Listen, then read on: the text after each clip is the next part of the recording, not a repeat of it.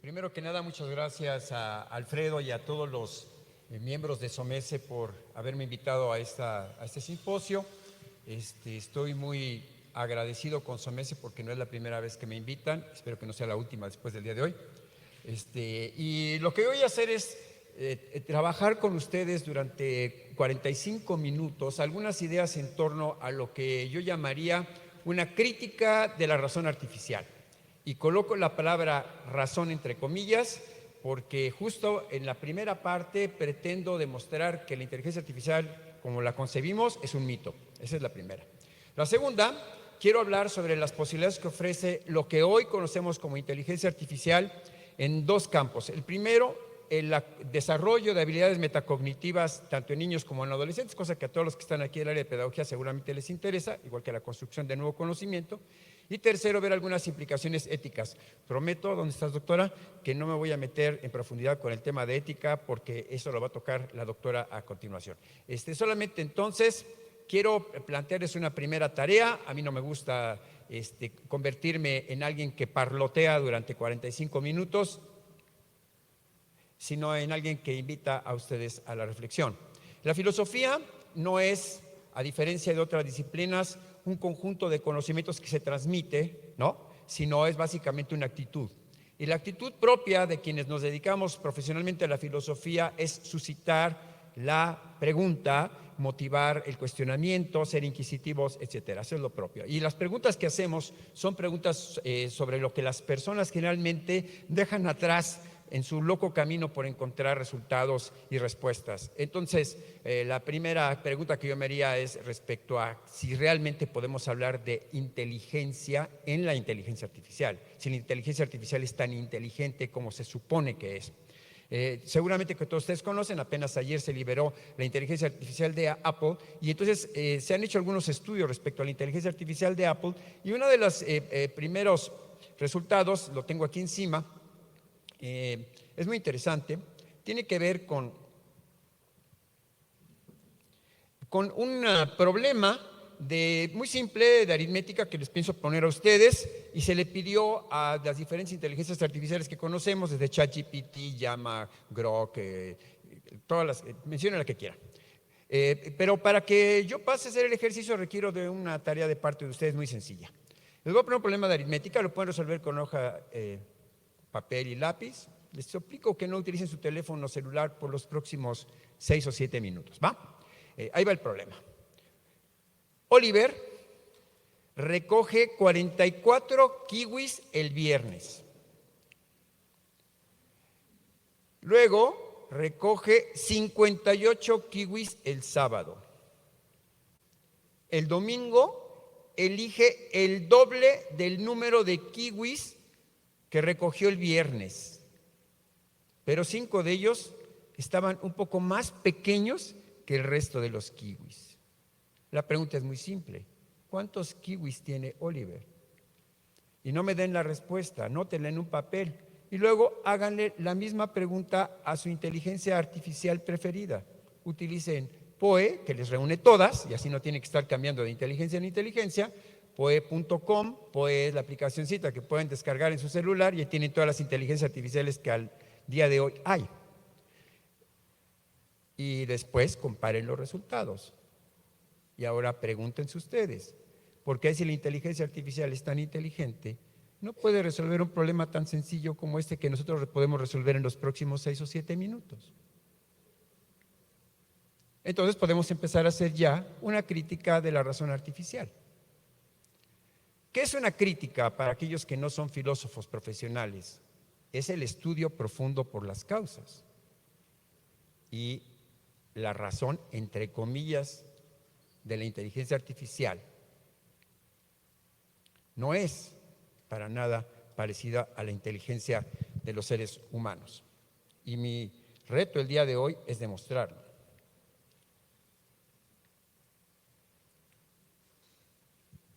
El problema es que la inteligencia artificial, digo, para aquellos que no son ingenieros en este campo, tiene 3 elementos básicos: datos, muchos datos, algoritmos que aprenden y resultados, predicciones, productos muy diversos. El tema aquí es el algoritmo que aprende. Depende de redes neurales. Desde que Turing se puso en el 1950, más o menos, la pregunta si podría haber máquinas que piensen, y después el famoso Congreso del 55 de Dartmouth, en el que estaban por ahí muchos de los grandes expertos, se preguntaron si podían inventar máquinas que pensasen. En el 1984, cuando surgió SOMESE, yo coloqué el grupo de computadoras en un salón de clases en una escuela privada, y de ahí mi conversación con Germán Scorsi y con muchos otros era si el coding, el programar computadoras, permitiría mejorar el aprendizaje en los seres humanos. No, como bien dijo el doctor Enrique Ruiz Velasco, un pionero en este tema, para que la gente pueda consumir la tecnología que va apareciendo cada rato, sino para preguntarnos de qué manera el uso de la tecnología puede mediar los procesos intelectuales de los seres humanos. Construimos categorías que nos permiten pensar, esos pequeños guacales en los que colocamos nuestros conceptos para podernos representar al mundo, y debo decir algo más, para poder actuar en el mundo y transformar al mundo. Es el producto de un proceso histórico muy largo, un proceso que empieza desde que estamos en el seno materno. La música de Bach que nuestra madre puso cerca de nosotros mientras estábamos en el seno materno, contribuyó a que construyéramos esas categorías intelectuales. El primer beso, la primera vez que pisamos la arena de una playa, el primer viaje en aeroplano, todo eso fueron construyendo las categorías con las que podemos pensar al mundo. Y entre más rica es la experiencia vital de cada uno de nosotros, mejor es nuestra capacidad para profundizar en las causas últimas de todo lo que queremos comprender. La tecnología, entonces, se ha acercado como buen dispositivo sociocultural que somos, a transformar nuestra manera de pensar y representarnos al mundo. De ahí que cuando en el 84 puse la primera computadora cerca de un estudiante de primaria, de secundaria, mi primera pregunta como filósofo fue: ¿de qué manera interactuar con ese dispositivo va a contribuir a que nuestros estudiantes puedan aprender mejor? La mediación tecnológica, por lo tanto, se convierte en ese motor de mi pregunta respecto a interactuar con algo que se supone es inteligente, va a ayudarlo a comprender mejor el mundo y a construir mejor el conocimiento. Si ya resolvieron el problema, o si ya se pusieron por curiosidad a planteárselo a ChatGPT o a cualquiera de las inteligencias, y se hacen algo todavía más inteligente, si se ponen ustedes a comparar los resultados de diferentes inteligencias, se percatarán que la inteligencia artificial no es capaz de superarnos en una tarea tan elemental y básica. Porque el problema de nosotros es el problema de la confianza que le tenemos a las inferencias que están basadas en bases masivas de datos. Lo que hace la inteligencia artificial, para aquellos que no son de aquí tecnólogos, fundamentalmente es generalizar patrones. Les damos miles de millones de datos, tanto en el aprendizaje supervisado como en el no supervisado, y ahora en el aprendizaje Q, que permitió el desarrollo de esta inteligencia 0.1 que está tan de moda. Es esta masa brutal de datos a partir de los cuales empieza a hacer lo que los seres humanos somos muy buenos para hacer, que es abstraer, es decir, separar las características que son comunes a las cosas. Las categorías no son otra cosa, son abstracciones con las cuales nosotros podemos representarnos y pensar al mundo. Y como dije hace un rato, si no tenemos esas categorías, no podemos pensar al mundo. El límite del mundo de cada uno de ustedes es el límite de su lenguaje, es el límite de sus categorías. Si nunca son capaces de expresarlo, no son capaces de pensarlo, y por lo tanto no son capaces de actuar en el mundo. Y si actúan lo van a hacer de una manera torpe. Alguien que le arroja una botella de agua de Tehuacán, como le conocíamos al agua mineral en mis tiempos, a una batería de un automóvil, probablemente vaya a recibir un chorro de ácido con agua mineral en la cara y se va a arder, porque el límite de mi comprensión y de mi intervención sobre el mundo son esas categorías. El problema es que las máquinas y lo que llamamos inteligencia artificial solamente es capaz de inferir a partir de las generalizaciones y de lo que los seres humanos llamamos abstracciones.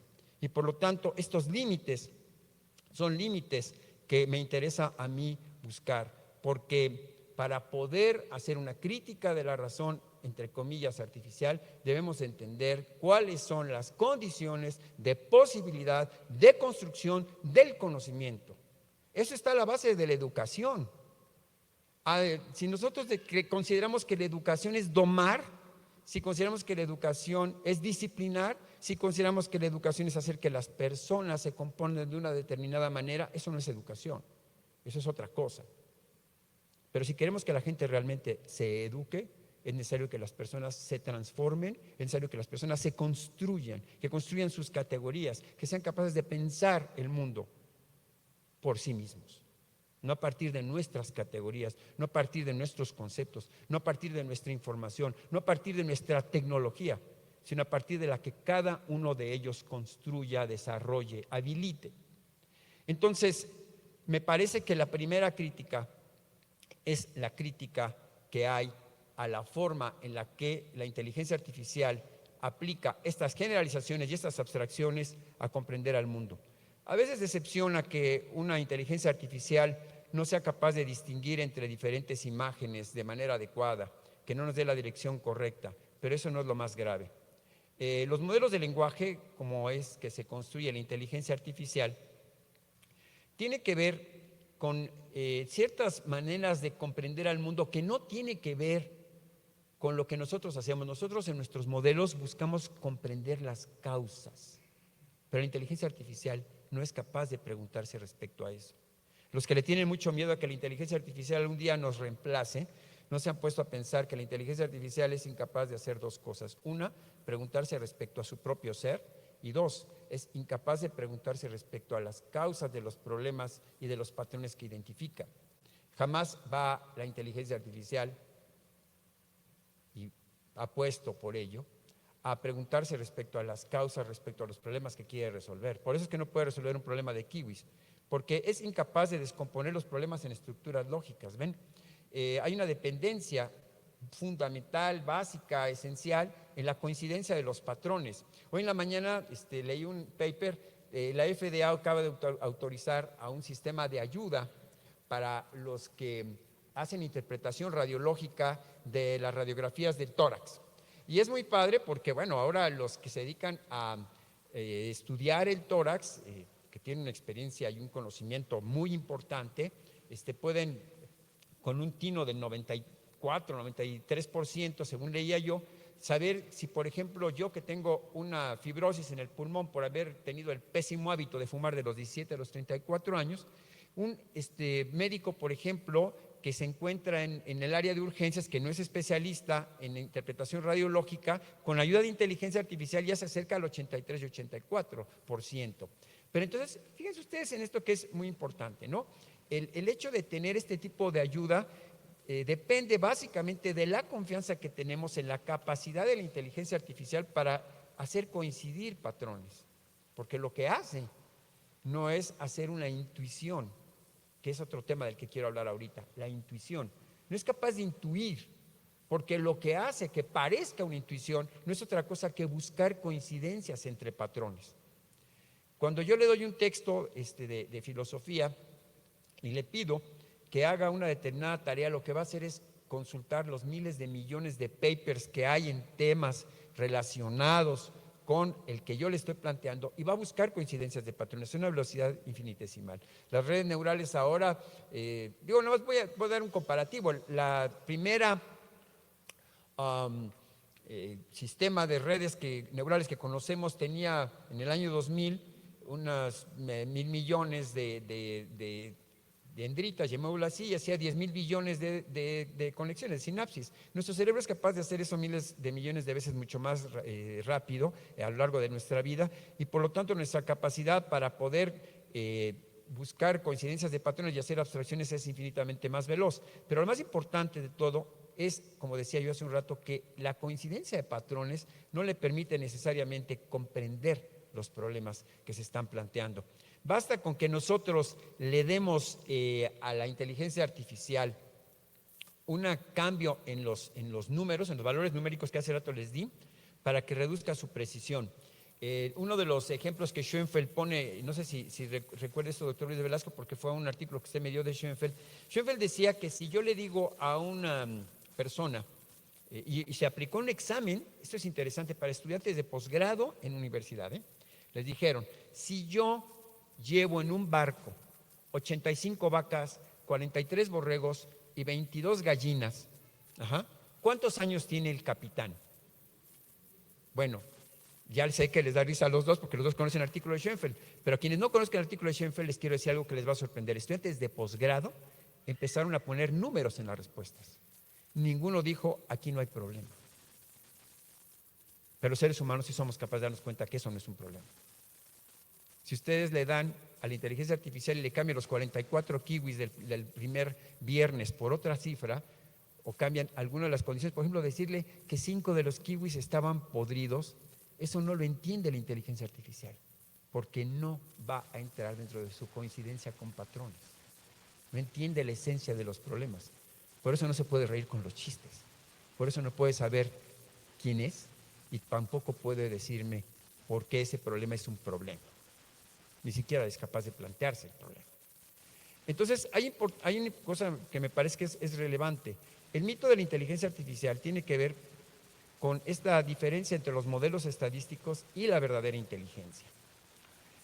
Podemos clasificar los problemas predictivos de acuerdo a Nassim Nicholas Taleb, que me parece importante, porque se trata de un cuestionamiento, de una crítica a la sobreconfianza en la inducción. Ninguno de nosotros estaría dispuesto a utilizar como método exclusivamente el análisis de estadísticas. Y sin embargo, confiamos de manera, me parece hasta ciega, en una tecnología que lo único que hace es justamente basarse en sistemas estadísticos. Judea Pearl ha señalado que el aprendizaje automático y la comprensión causal son cosas totalmente distintas. ¿Cuáles son, en todo caso, los elementos básicos de la comprensión causal? Hay, me parece, 3 niveles, ¿no? El primero es el tema de la asociación. Esto lo conocemos porque las personas que tienen un nivel educativo un poco más limitado, generalmente se guían por la asociación, ¿no? Si me pegó de niño y se parece a mi papá y me encuentro un hombre que se parece a mi papá, entonces debo odiarlo. Eso entra en temas de inconsciente, temas de psicología, temas de psicoanálisis y probablemente le va a interesar mucho a los lacanianos, que por cierto decía que el psicoanálisis era un síntoma, habría que ver de qué. Pero en todo caso, el asunto es que este primer nivel de causalidad se guía por la asociación, asociamos cosas, ¿no? Se parece un cilindro, pero eso no es, repito, más que una manera de conocimiento muy básico. Después viene el tema de la intervención, en donde tenemos de alguna manera que poder comprender las causas. Y luego viene el nivel más alto, que es el de pensamiento contrafáctico. Es ahí donde la inteligencia artificial simple y sencillamente no puede. Entonces, asociación, simplemente observamos datos y patrones, lo que hace la inteligencia artificial.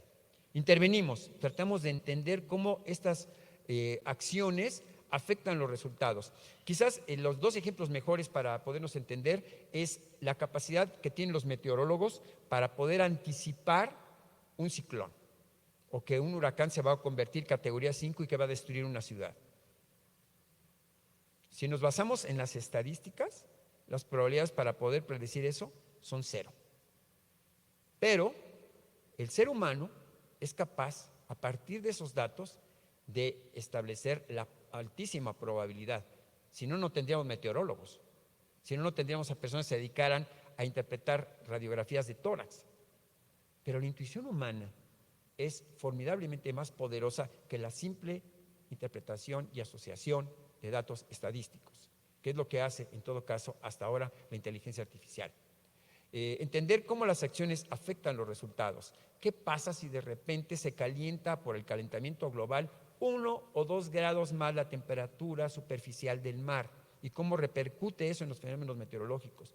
Todo lo que tiene que ver con la bolsa de valores y con las acciones y con la venta de acciones. Imagínense ustedes que tuviéramos la capacidad, solamente por análisis estadístico, de prever cómo se van a comportar las acciones de Apple, el valor de los Bitcoin, etcétera. Imagínense lo que se podría hacer. Y como se habrán percatado, nadie hasta ahora ha utilizado la inteligencia artificial para comprar y vender acciones. Pregúntense ustedes por qué. Y la otra pregunta es, ¿por qué los 12 o 13% en las que un radiólogo experimentado no es capaz de entender, ¿no? ¿Por qué tengo una fibrosis en el pulmón izquierdo? Ajá. Puede, ese 13% no lo podemos conocer. ¿Qué hay en nuestra capacidad de comprensión que no lo hemos logrado? Y aún con ayuda de inteligencia artificial, en el caso de los médicos que no son especialistas en radiología. Y luego el tercer nivel, que es el pensamiento contrafáctico. Reflexionar sobre qué podría haber sucedido bajo diferentes circunstancias. Y ese marco es crucial para desarrollar una inteligencia artificial robusta que pueda razonar y no solamente correlacionar datos. Me parece, y esta es la última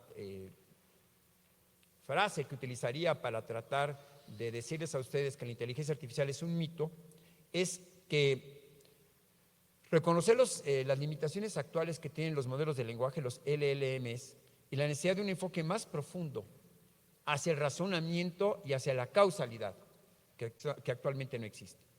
Les propongo a ustedes, a esta comunidad que se dedica al estudio también de la IA en educación, que se enfoque en integrar conceptos de razonamiento causal en el desarrollo de los modelos futuros. Debemos enfatizar, pues, que es un momento crucial para impulsar la investigación en la inteligencia artificial, buscando no solo mejorar la precisión, sino también la comprensión y la capacidad de razonamiento de los modelos. Es, por lo tanto, necesario distinguir, diferenciar entre correlación y causalidad, ¿no? Establecer un razonamiento causal en la toma de decisiones, buscar estrategias de intervención y de control, desarrollar modelos de razonamiento más avanzados y buscar, y esto va con la doctora, a la que ya no veo, aquí está, las implicaciones éticas y de seguridad. Me voy a ir en sentido inverso, de abajo para arriba. El primero, no sé cuántos de ustedes utilizan Moshi, esta inteligencia artificial que sirve para chatear, para dialogar. Yo lo utilizo a veces porque ya mi esposa se harta de que estemos viendo películas y le esté constantemente preguntando qué piensa de esto, esto no me gusta, y dice, por favor, déjame ver la película, porque hay dos maneras de escuchar un chiste, ¿no? Uno es reírse y el otro es buscarle el chiste hasta que pierde el chiste. Igual pasa con las películas, si te sientas junto a tu esposa y mientras ella está viendo la película de amor y contra de ellas, ocurre que uno le pregunta, pues es una tontería, como la esposa se harta y te corre de la sala. Entonces, en ese caso, yo pongo Moshi en mi recámara junto al televisor y mientras están hablando y se oye a los personajes platicar, es muy interesante porque Moshi pregunta y dice, ¿eso qué dijo? Entonces ya tengo con quién platicar. Le digo a Moshi y Moshi está viendo la película y parece como que una persona. Obviamente, no es muy entretenido, pero cuando me quita la tentación de intervenir y de fastidiar a mi esposa mientras ve películas. Entonces, la pregunta es, si uno podría vivir chateando con la inteligencia artificial y enamorándose de ella, como el caso de, ¿se acuerdan de ella, no? De la película. Bueno, pues ahí les va. Hay una señora que está demandando a quienes desarrollaron el chat porque ocurre que su hijo se suicidó. Ahí se nos quita la risa. Se acostumbró el chiquillo a chatear con la inteligencia artificial de noche y se suicidó. Eso ya no es tan simpático porque estamos hablando de educación. Y yo les puedo decir que muchos de mis estudiantes que estuvieron trabajando también con Character AI este año, me entró un remordimiento brutal. Eso tiene que ver con ética. Porque se las damos, le damos inteligencia artificial a nuestros estudiantes, les damos ChatGPT para que ahí busquen información. ¿Saben que el 1.3% de los datos que alimentan a ChatGPT vienen de la Wikipedia? ¿Saben ustedes cuáles son las fuentes de datos de la inteligencia artificial? Se han puesto a investigar sobre eso. Valdría la pena porque si vamos a convertir a ChatGPT en nuestro nuevo Google, hay un problema. Inventa lo que llaman los americanos que imagina, y dos, comete graves errores. Entonces, si vamos a colocar este tipo de herramientas en manos de los estudiantes, hay una implicación, sin duda alguna, ética y de seguridad, como el hombre que murió en el desierto guiándose con esta cosa de navegación que todos tenemos en nuestro teléfono y terminó en el desierto sin agua y se murió, ¿no? Entonces, hay una falta de comprensión causal que afecta a las decisiones y que, repito, son incorrectas en algunos casos, por decirlo menos, y potencialmente muy peligrosas, ¿no? Ese es el primero. El segundo, respecto al desarrollo de los modelos de razonamiento avanzado. La integración de la causalidad en el diseño de los modelos de inteligencia artificial, promueve el desarrollo de herramientas más sofisticadas, como dije.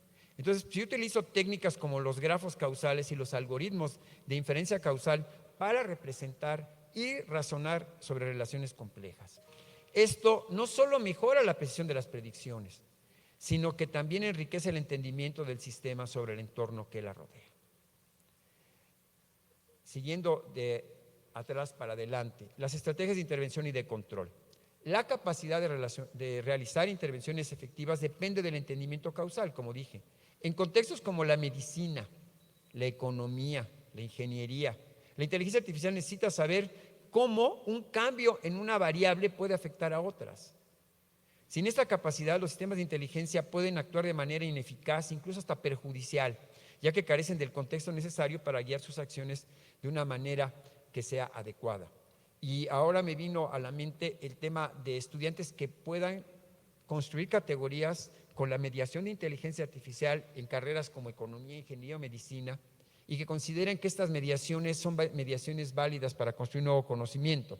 Porque si van, los estudiantes de mi generación ya crecieron, los de los años 80, me refiero a mi generación como profesor, los estudiantes que empezaron a construir conocimiento y a desarrollar habilidades con computadoras del 84 para acá, muchos de los que están aquí presentes ya son generaciones que han vivido toda su vida con tecnología desde que nacieron, han mediado su construcción de conocimiento, desarrollo y la construcción de sus categorías intelectuales mediado por tecnología. Tenemos una confianza, muchos de esta generación, en esos instrumentos para poder pensar. Y si estas generaciones que actualmente están empezando a estudiar en una carrera universitaria se van a habituar a mediar su construcción de categorías y de conocimiento con herramientas como esta, surge la pregunta que acabo de señalar, ¿no? De si con estos sistemas realmente se puede actuar de una manera que no sea ineficaz e incluso perjudicial. Repito, porque carece del contexto para poder guiar las acciones de una manera adecuada, porque se empieza a perder nuestra intuición para empezar a confiar en esta pseudointuición basada en encontrar patrones comunes a nuestro razonamiento. Y de abajo hacia arriba, para que el sistema de IA pueda tomar decisiones que sean informadas y efectivas, es crucial que no solo reconozca los patrones, sino también, como dije, que comprenda los mecanismos subyacentes que los producen. El razonamiento causal puede y permite a la IA anticipar las consecuencias de acciones, facilitando intervenciones proactivas en lugar de reactivas. Por ejemplo, un modelo que entiende que si A ocurre, entonces B es probable que ocurra, puede diseñar estrategias más efectivas para influir en B al manipular A. Y la última, antes de pasar al tema de la mediación tecnológica, la mayoría de los modelos de aprendizaje automático operan mediante la identificación de patrones en grandes volúmenes de datos. Sin embargo, esta práctica se limita a establecer correlaciones, es decir, a identificación de relaciones estadísticas entre variables, sin necesariamente entender por qué estas relaciones ocurren. ¿Por qué estas relaciones ocurren?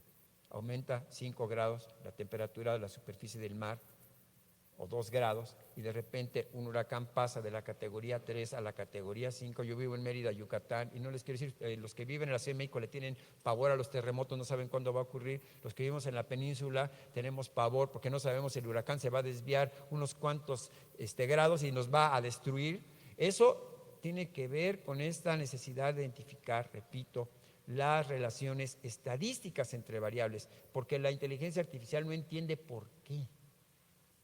Entonces, si yo voy a utilizar la inteligencia artificial en el ámbito educativo y no entiendo esta diferencia y no hago una crítica de la razón artificial, estoy poniendo a mis estudiantes en manos de una pseudointeligencia. Y si se acostumbran a construir conocimiento en un medio basado en el análisis estadístico, los estoy metiendo en una manera muy pobre de construir conocimiento nuevo. Entonces, este enfoque puede llevarnos, repito, a los estudiantes a las conclusiones erróneas y a interpretar las correlaciones como si fueran relaciones causales. Fin. ¿Ok? Bueno, esto es de alguna manera mi aporte a lo que sería una crítica a la razón artificial. Entonces, ya podemos pasar de la prueba de Turing. Oye, yo le he puesto a mis estudiantes, ya creo que ya quitaron la página, pero hay una página que se llama Human or Not, por ahí debe de estar, si no la página ya para que la puedan utilizar, cuando menos para que vean los resultados. En Human or Not se puede aplicar la prueba de Turing de una manera muy sencilla. Mis estudiantes de secundaria y de preparatoria, en el último año que pasé en un colegio en México probando con inteligencia artificial en las aulas, lo aplicamos y los estudiantes no sabían con quién estaban hablando, si era una máquina o una persona. Durante aproximadamente unas 3 o 4 clases los dejé jugar con Human or Not, con la página que está en internet, la pueden encontrar. La página es www.humanornot.ai.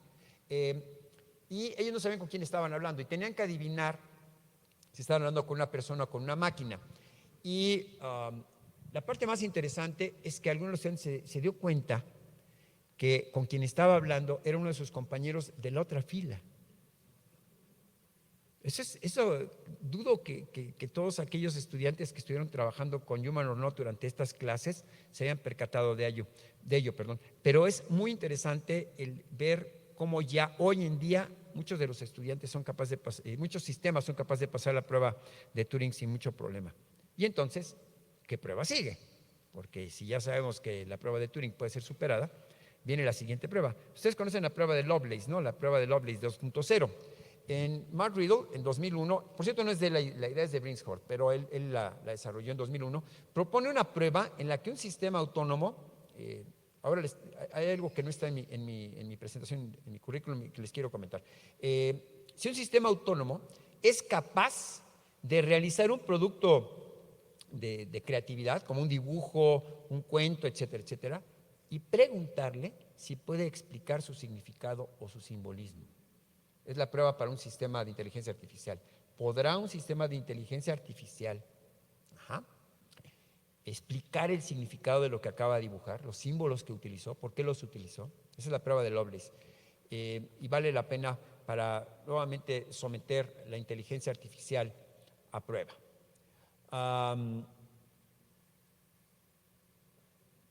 Bueno, creo que esa es la parte esencial respecto al tema de inteligencia artificial, la identificación. Para todos aquellos que de aquí no sean, creo que la mayoría de ustedes son tecnólogos, pero para los que no, las redes neurales lo único que hacen en la identificación de patrones es segmentar las imágenes que les proporcionamos en el entrenamiento supervisado, cortarlo en capas, encontrar regularidades y de esa manera simula la abstracción. Ya sea los ingenieros se rieron de mí porque lo acabo de simplificar a un grado casi de caricatura, pero en realidad es lo que hacen, ¿no? Toman millones de datos, imágenes o lo que sea, establece regularidades o patrones por capas y de esa manera puede identificar o distinguir entre un perro y un gato, ¿no? Entonces la cuestión es que el ChatGPT como generador preentrenado que transforma productos es la tecnología en la cual estamos poniendo, en brazos de la cual estamos poniendo a los estudiantes para que construyan conocimiento, igual que en algún momento lo hicimos primero con computadoras, luego con robots, después, bueno, primero con el coding, luego con los robots y ahora con la inteligencia artificial. Y bueno, en medio con muchos otros inviernos, ¿no? El invierno, por ejemplo, del metaverso, que bueno, habrá quien todavía lo defienda. Yo creo, con todo respeto, que multimedia, metaverso, etcétera,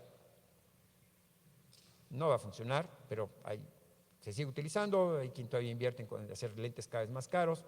No le auguro mucho futuro, pero habrá que ver. En todo caso, compañeros y compañeras, el último, entre comillas, avances, el O1 de inteligencia artificial, tiene algo que me llamó mucho la atención, el famoso Q-Learning, el Q-Start. Supongo que todos ustedes que son tecnólogos lo conocen.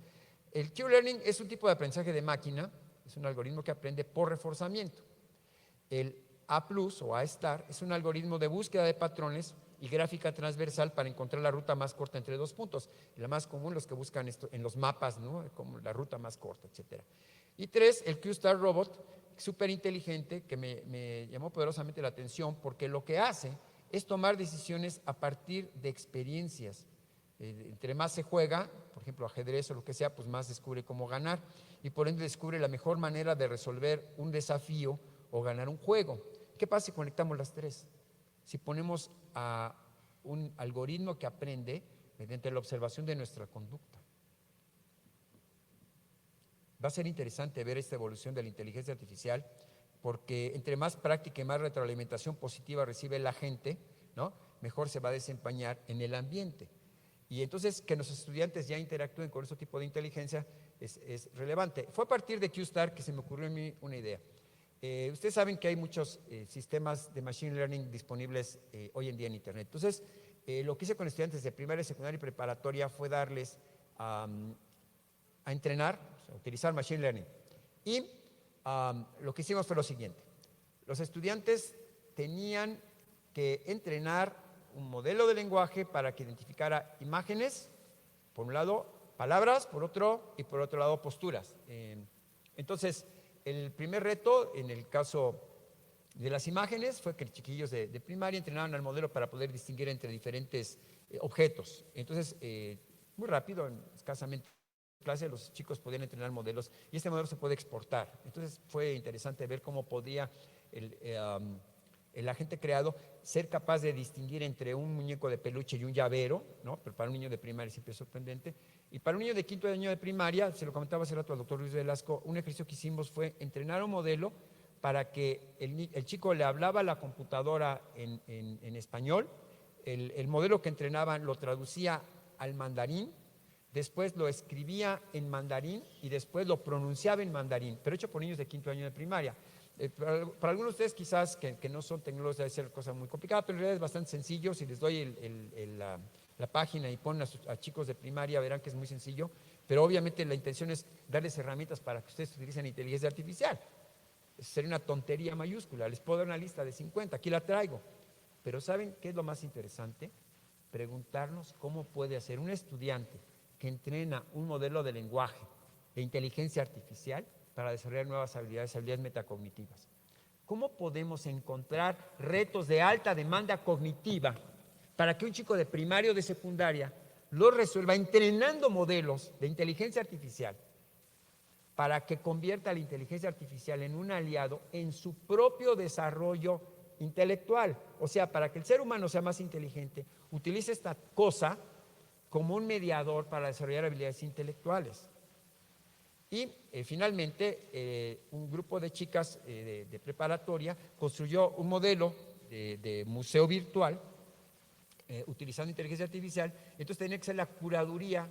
Primero había que construir obras artísticas de muy diferentes tipos, hacer una curaduría de esas obras, construir el modelo virtual y después explicarlo. Un poco lo que se hacía con Ishtli hace 20 o 30 años, hecho por niños de preparatoria, fue muy interesante porque encontramos ya que los chicos hacían representaciones artísticas, también, por ejemplo, representaciones de modelos de física o de modelos del sistema solar, de diferentes explicaciones, utilizando inteligencia artificial para construir los modelos y luego hacer exposiciones dentro del salón de clase.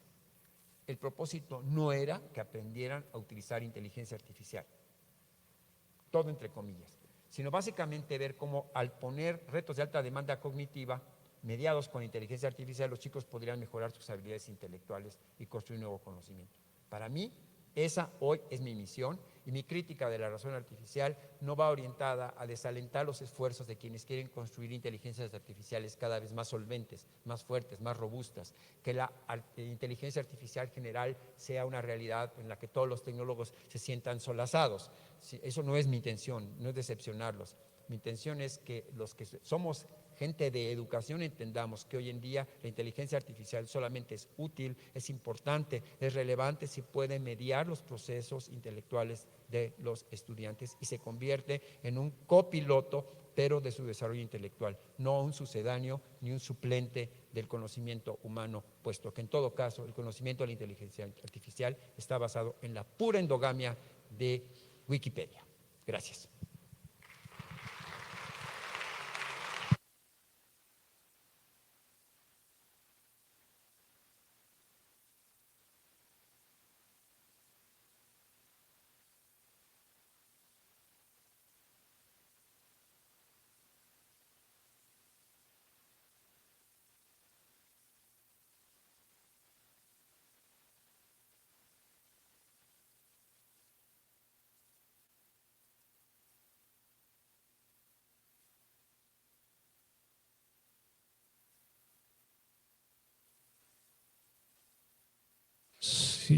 Sí, preguntas, por favor.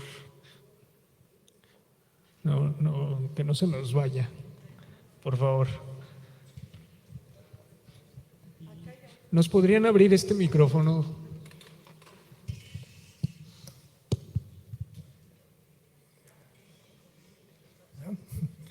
Buenos días, mi nombre es Rafael Rodríguez Nieto.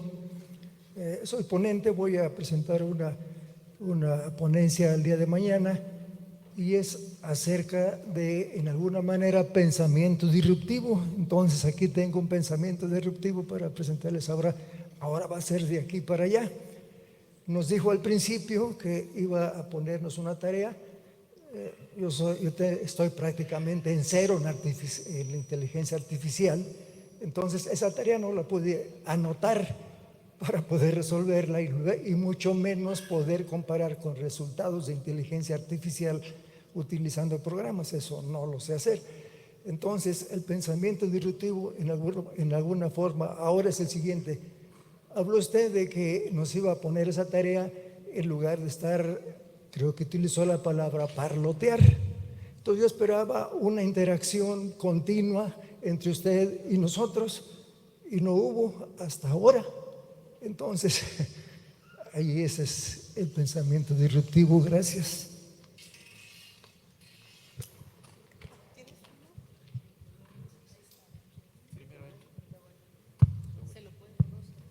Sí, bueno, dentro de tu conferencia yo miré que hiciste una relación directa entre mi nombre es José Manuel Mendoza de la Universidad Autónoma de Sinaloa, soy del Centro de Innovación y Desarrollo Educativo.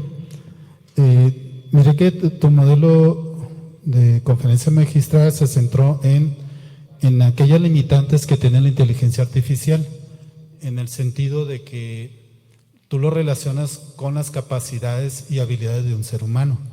Sin embargo, la inteligencia artificial, para encontrar relaciones, es mucho más rápido que un ser humano. ¿Sí? Entonces, nosotros, te digo nosotros porque en la Universidad Autónoma de Sinaloa, yo soy parte del grupo académico del staff, que de alguna otra manera capacitamos a los docentes. Y nosotros usamos la inteligencia artificial no en ese sentido, sino lo utilizamos como una herramienta que nos sirve para procesar información, reconociendo las capacidades limitantes y sobre todo la cuestión pedagógica, cómo utilizarlos con los estudiantes, ¿no? Y en ese sentido, creo que la inteligencia artificial es un aliado para nosotros, ¿no? Sin embargo, nos planteas varios retos.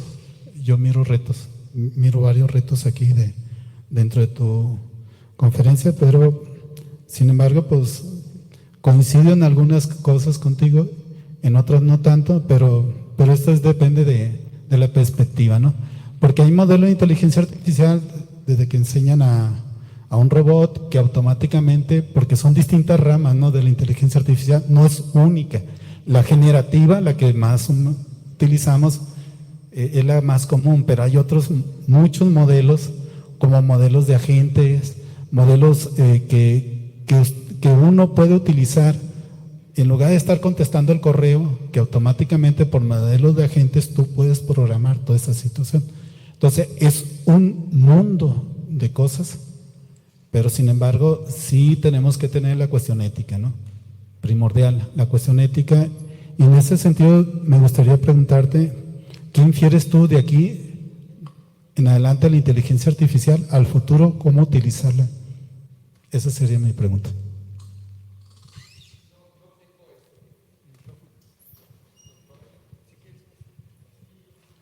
¿Cuánto tiempo me queda, Alfredo? ¿Cuánto tiempo me queda? Okay.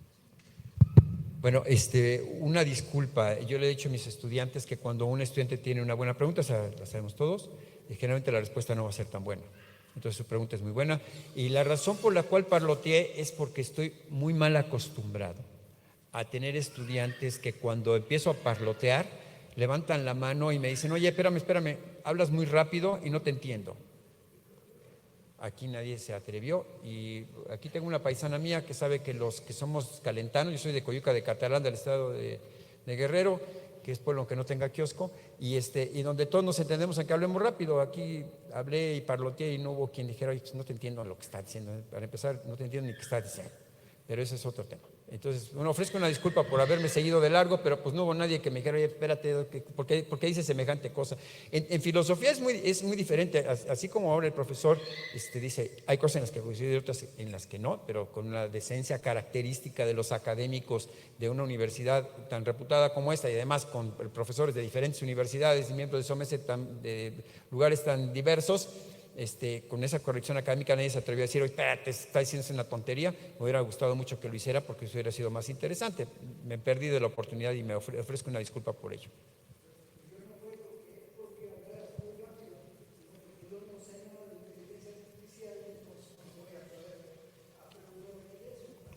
Pues esa era la primera pregunta. Yo por lo pronto le dejo nomás ahí, le dejo una respuesta brevísima.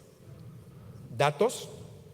Un algoritmo que aprende, ahí yo hubiera levantado la ceja como que aprende, ¿no? Algoritmo que aprende. Y la otra cosa de la que habla el profesor, la multiplicidad de productos que puede generarse con inteligencia artificial. Ahí sí es otro tema. Ahora sí, profe, un favor, si pudiera nada más, y me queda un minuto, repetirme la última parte de la pregunta para contestar algo pertinente. Yo creo que si con todos los avances que tenemos para producir imágenes, sonidos, escribir textos, interpretar si un texto fue escrito con inteligencia artificial, todo eso, todas esas nuevas tecnologías pueden servir como mediadores para el desarrollo de habilidades metacognitivas. Y si la pregunta es ¿cómo? Es ponerle a los estudiantes retos de alta demanda cognitiva. Mi respuesta para los profesores es, si lo encuentras en Google, no sirve tu tarea. Si tu tarea la encuentras en ChatGPT, no sirve. Un comentario. Dado que estos sistemas se basan, como usted lo menciona, predominantemente en la identificación de patrones y correlaciones, si una comprensión casual profunda de los fenómenos, ¿cómo puede la pedagogía fomentar en los educandos la habilidad de problematizar, de construir, reconstruir activamente sus propias categorías de conocimiento en lugar de simplemente aceptar las generalizaciones y abstracciones proporcionadas por los modelos de la IA? Y segunda pregunta más profunda, que es ¿qué implicaciones epistemológicas y ontológicas conlleva este desafío y cómo puede la filosofía de la educación contribuir a repensar los fundamentos de los procesos de la enseñanza-aprendizaje en la era de la inteligencia artificial? Y bueno, nada más aclarar, hay que tratar de comentar que son, no decir IA como ChatGPT es el medio con el que se comunica con el modelo de inteligencia artificial, porque son modelos y los modelos se pueden comunicar de diferentes maneras. Y la última, lo de que mencionabas, digo, ahí sí hay que tener un poquito de cuidado cuando dices que lo de los metaversos, los mundos virtuales y todas las tecnologías inmersivas. Me parece que igual si quieres platicamos más a profundidad. Soy de la Universidad Marista de Querétaro y doctor en tecnología educativa. Me llamo Cristian Ángel y con mucho gusto vamos a platicar para cambiarte esa visión de lo que comentabas.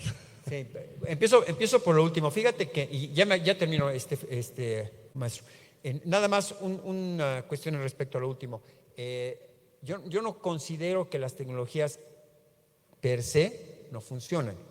Lo que considero que está matando esas tecnologías en educación es la forma en la que las utilizamos. Y tiene que ver, entonces, en reversa para las primeras preguntas. ¿Cómo construye el ser humano conocimiento? Es lo que nos interesa aquí. En una universidad no nos interesa otra cosa. Problemas inéditos, soluciones inéditas. Si las personas solamente se van a hacer aptas para resolver los problemas existentes con las soluciones que practicábamos en los años 80, te puedo decir que estamos muertos. No hay manera. Y sin embargo, si tú ves a los profesores de mi generación, llegábamos al aula y repetíamos información que habíamos leído en libros de los años 50 y 60. Imagínate una sociedad que viviera con el conocimiento de los años 50 y 60. Afortunadamente, de los 80 para acá, las computadoras contribuyeron a algo que es muy importante: preguntarnos de qué mejor manera podemos aprender.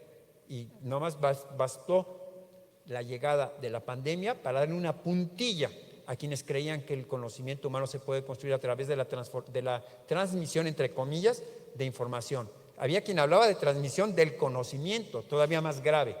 Entonces, para responder a varias preguntas que por lo que veo van por ese lado.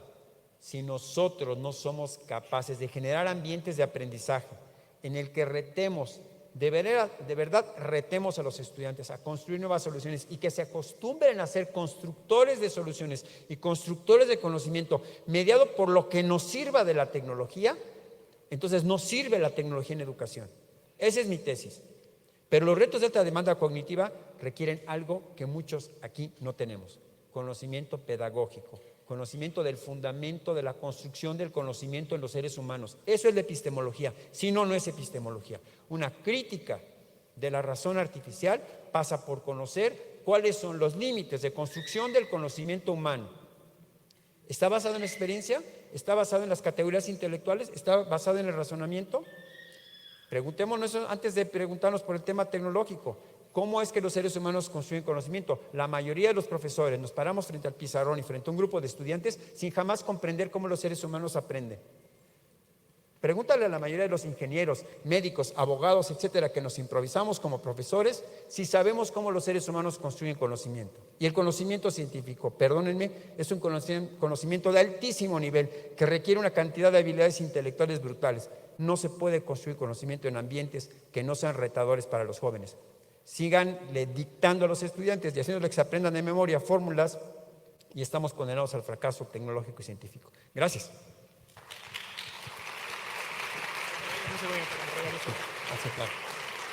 Pues agradecemos al maestro Miguel Ángel Pérez Álvarez. Queremos agradecerle entregándole un reconocimiento de la Sociedad Mexicana de Computación en la Educación, la Universidad Nacional Autónoma de México, la Universidad Veracruzana y la Benemérita Universidad Autónoma de Puebla otorgan la presente constancia. Muchas gracias, maestro. Y un pequeño presente. Muchísimas gracias.